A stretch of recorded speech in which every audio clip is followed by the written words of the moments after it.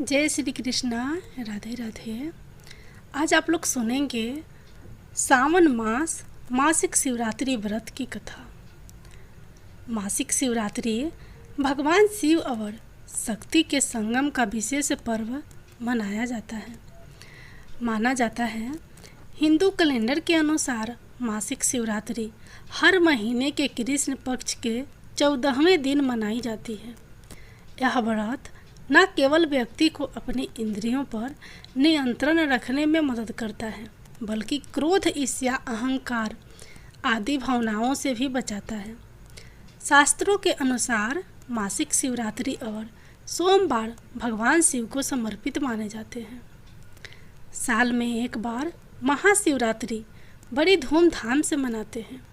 शिव की पूजा में महीने में एक बार मासिक शिवरात्रि मनाने की भी परंपरा है। पौराणिक मान्यताओं के अनुसार महाशिवरात्रि के दिन आधी रात को भगवान शिव का जन्म शिवलिंग के रूप में हुआ था। ऐसे में मासिक शिवरात्रि के दिन आपको यह व्रत कथा जरूर सुननी चाहिए।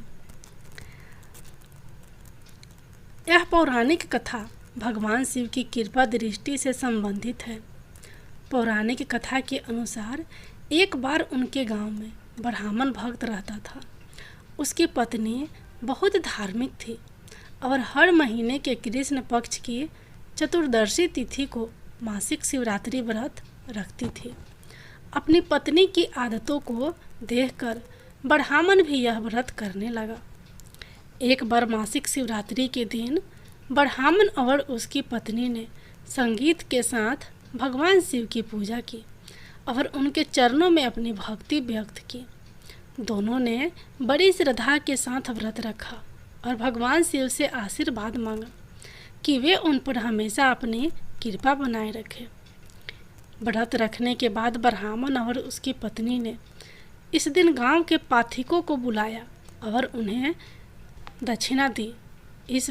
इस दिन को भिक्षाटनी भी कहा जाता है।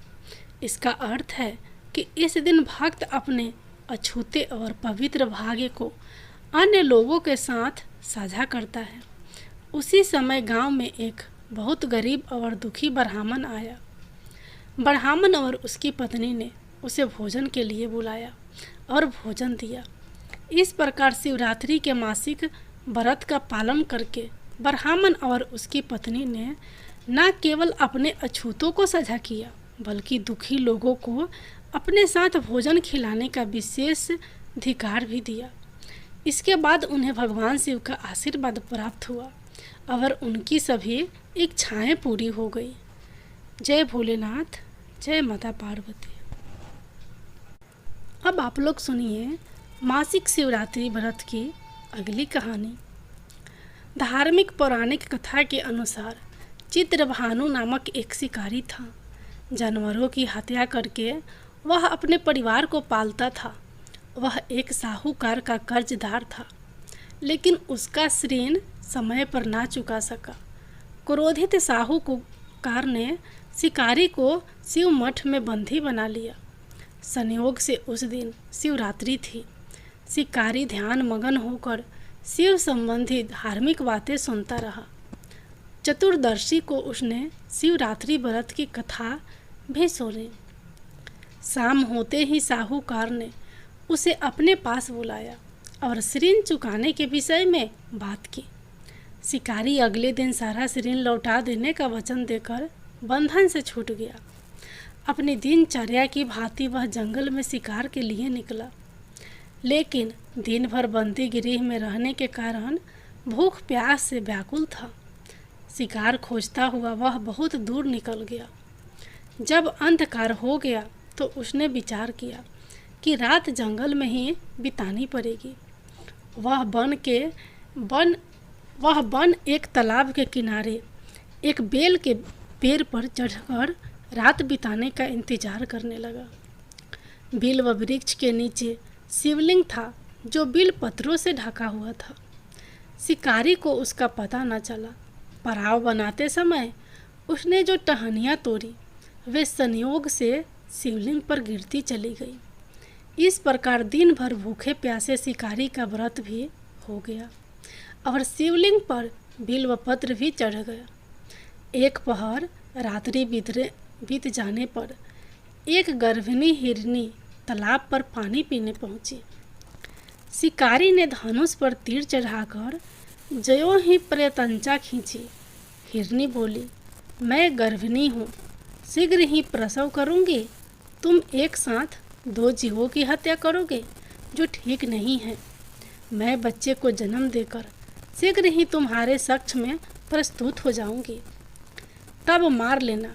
शिकारी ने प्रत्यंचा ढीली कर दी और हिरनी जंगली झाड़ियों में लुप्त हो गई।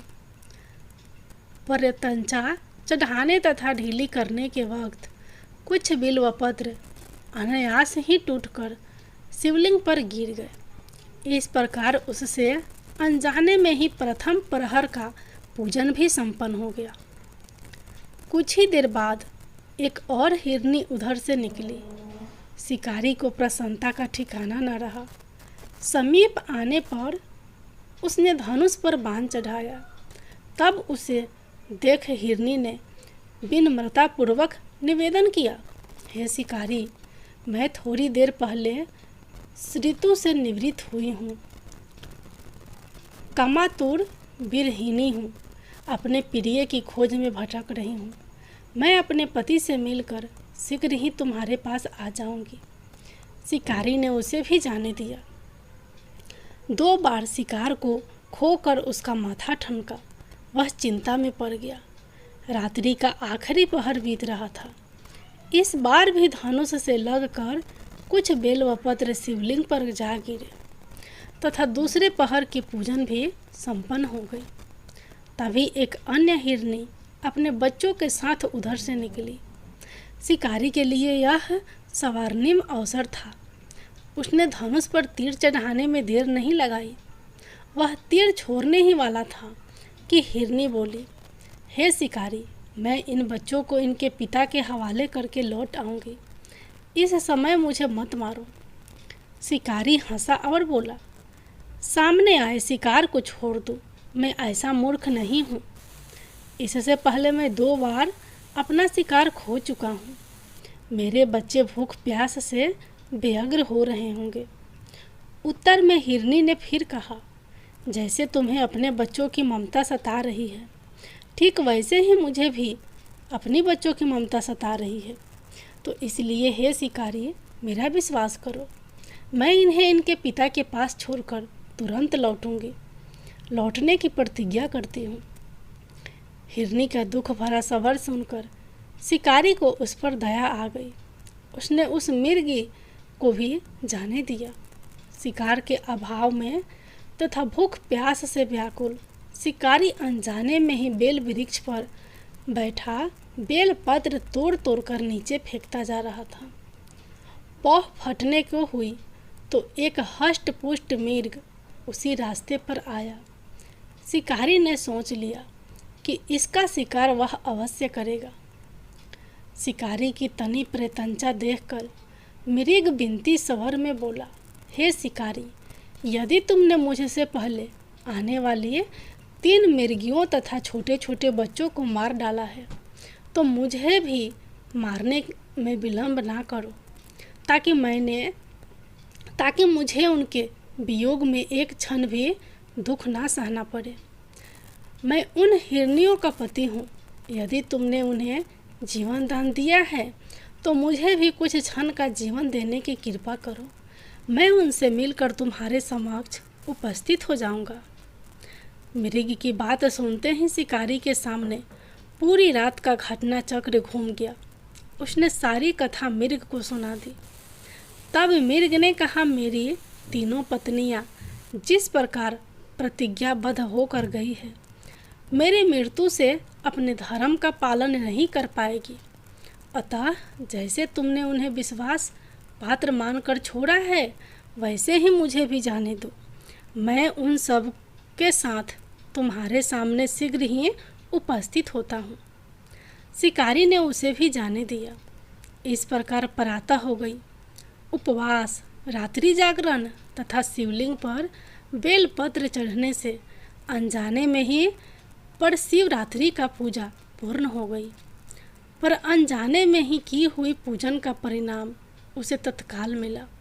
शिकारी का हिंसक हृदय निर्मल हो गया, उसमें भगवत शक्ति का वास हो गया। थोड़ी ही देर बाद वह मृग सब परिवार शिकारी के समक्ष उपस्थित हो गया ताकि वह उनका शिकार कर सके।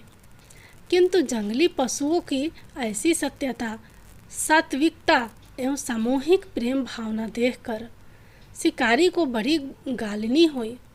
उसने मृग परिवार को जीवन दान दे दिया। अनजाने में शिवरात्रि के व्रत का पालन करने पर शिकारी को मोक्ष अवर शिवलोक की प्राप्ति हुई।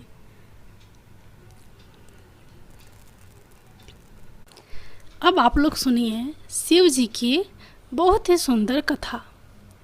प्राचीन काल में रत्नभद्र नाम से प्रसिद्ध एक धर्मात्मा यक्ष गंधमादन पर्वत पर रहता था। उनके पूर्णभद्र नाम का एक पुत्र उत्पन्न हुआ। अंत में अनेक भोगों को भोग कर उस रत्नभद्र ने शिव ध्यान परायण हो परम शांति शिवलोक को प्राप्त किया। पिता के शिवलोक चले जाने पर पूर्णभद्र ने संतानहीन होने से अपनी भार्या कनक कुंडला नाम की याचिनी से कहा, प्रिय, मुझे पुत्र के बिना यह राज्य और महल आदि सब शून्य मालूम होता है। कनक कुंडला बोली, प्रनाथ, आप ज्ञानवान होकर पुत्र के लिए क्यों खेद करते हैं? यदि यही इच्छा है तो पुत्र मिलने का उपाय कीजिए। इस जगत में उद्यमी लोगों को क्या दुर्लभ है। जो प्राणी प्रबंध के भरोसे रहते हैं वह नितांत का पुरुष है, क्योंकि अपना किया हुआ कर्म ही प्रबंध है और कुछ नहीं। इस कारण प्रतिकूल प्रबंध को शांत करने के लिए समस्त कारणों के भी कारण रूप भगवान शिव की शरण में जाना चाहिए। यदि आप सर्वश्रेष्ठ पुत्र चाहते हैं तो भगवान शिव की शरण ग्रहण कीजिए। अपनी पत्नी की बात सुनकर यक्षराज ने गीत बात से भगवान शिव का पूजन कर पुत्र की अभिलाषा पूर्ण की। उसका नाम हरिकेश पड़ा। पुत्र उत्पन्न होने की प्रसन्नता से उसने अनेक दान पुण्य किए। जब हरिकेश 8 वर्ष का हुआ तभी से वह खेल में धूली बालू का शिवलिंग बनाकर त्रिनादी दुर्वा से उनका पूजन करता और अपने साथियों को शिव नाम से ही पुकारता था। वह रात दिन हे चंद्रशेखर, हे भूतेश, हे मिंतुजय, हे नीलकंठ आदि पवित्र नामों का उच्चारण करता रहता था और मित्रों को प्रेम करता हुआ बार बार इन्हीं नामों से पुकारता रहता था। उसके कान के नाम के अतिरिक्त अन्य किसी को ग्रहण नहीं करते थे। वह शिव मंदिर को छोड़कर किसी अन्य जगह नहीं जाता। उसके नेत्र शिव के अतिरिक्त और कुछ देखने की इच्छा नहीं रखते थे। वह सपने में भी भगवान शिव को ही देखा करता था। हरिकेश की यह दशा देखकर उसके पिता ने उसे गृह कार्य में लगाने की अनेक चेष्टाएं की, किंतु उस पर कुछ भी असर नहीं हुआ। अंत में हरिकेश घर से निकल गया। कुछ दूर जाकर उसे भ्रम हो गया और वह मन ही मन कहने लगा, हे शंकर, कहाँ जाऊँ, कहाँ रहने से मेरा कल्याण होगा। यह सोचकर उसने अपने मन में विचार किया कि जिसकी कहीं ठिकाना नहीं है उसका काशीपुरी ही आधार है। इस प्रकार निश्चय कर वह काशीपुरी को गया। जिस अभिमुक्त क्षेत्र में पंच भौतिक देह त्याग कर प्राणों का शिव की प्रसन्नता से फिर देह से संबंध नहीं रहता, उस आनंदवन में जाकर तप करने लगा। कुछ समय बाद भगवान शिव ने पार्वती को अपना विहार वन दिखाया। वह अनेक सुगंध युक्त पल्लवों से शोभित था। शिव बोले, हे देवी, जैसे तुम मुझको बहुत प्रिय हो वैसे ही यह आनंद वन भी मुझे परम प्रिय है। मेरे अनुग्रह से इस आनंद वन में मरे हुए को जन्म मरण का बंधन नहीं होता, अर्थात वह फिर संसार में जन्म नहीं लेता। पुण्य आत्मा के कर्म बीज विश्वनाथ के प्रज्वलित अग्नि में जल जाते हैं, उसी से फिर वे गर्भाशय में नहीं आते। काशीवासी लोगों के देहांत समय में ही तारक ब्रह्म ज्ञान का उपदेश देता हूँ, जिससे वे उसी क्षण मुक्त हो जाते हैं। कलयुग में विश्वनाथ देव का दर्शन, पूजा पूजन, काशीपुरी, भागीरथी, गंगा आदि का सेवन तथा सत्यपात्र को दान विशेष फलदायक होता है। हे देवी, काशीवासी सदा मुझ में ही बसते हैं, इससे मैं उनको अंत में संसार सागर से पार कर देता हूँ। यह मेरी प्रतिज्ञा है। इस तरह वार्तालाप करते करते भगवान शिव उस स्थान पर गए जहाँ हरिकेश समाधि लगाए बैठा था। उसको देखकर पार्वती ने कहा, भगवान, यह आपका तपस्वी भक्त है। इस समाधि से भक्त को वर देकर इसका मनोरथ पूर्ण कीजिए। इसका चित्त केवल आप में ही लगा है और इसका जीवन भी आपके ही अधीन है। पार्वती की बात सुनकर भगवान शिव उसके पास गए और उन्होंने समाधि में स्थित उस हरिकेश को हाथ से स्पर्श किया। दया सिंधु का स्पर्श पाकर उस यक्ष ने आंखें खोलकर अपने सम्मुख प्रत्यक्ष अपने अभीष्ट को देखा। गद्दर स्वर में यक्ष ने कहा कि हे शंभो, हे पार्वती पते, हे शंकर, आपकी जय हो। आपके कर कमलों का स्पर्श पाकर मेरा यह शरीर अमृत रूप हो गया। इस प्रकार प्रिय वचन सुनकर भगवान शिव बोले, हे यक्ष, तुम इसी क्षण मेरे वर से मेरे क्षेत्र के दंड नायक हो जाओ। आज से तुम दुष्टों के दंड नायक और पुण्यवानों के सहायक बनो और दंड पानी नाम से विख्यात होकर सब उद्रट गणों का नियंत्रण करो। मनुष्यों में सत्य अर्थ नाम वाले संभ्रम और उद्भ्रम, ये दोनों गण सदा तुम्हारे साथ रहेंगे। तुम काशीवासी जनों को अन्नदाता, प्राणदाता, ज्ञानदाता हो और मेरे मुख से निकले तारक मंत्र के उपदेश से मोक्षदाता होकर नियमित रूप से काशी में निवास करो। भगवान शिव की कृपा से वहीं हरिकेश यक्ष काशी में दंड पानी के रूप में स्थिर हो गया और भक्तों के कल्याण में लग गया। एक बार प्रेम से बोलिए, भोलेनाथ की जय हो, माता पार्वती की जय हो।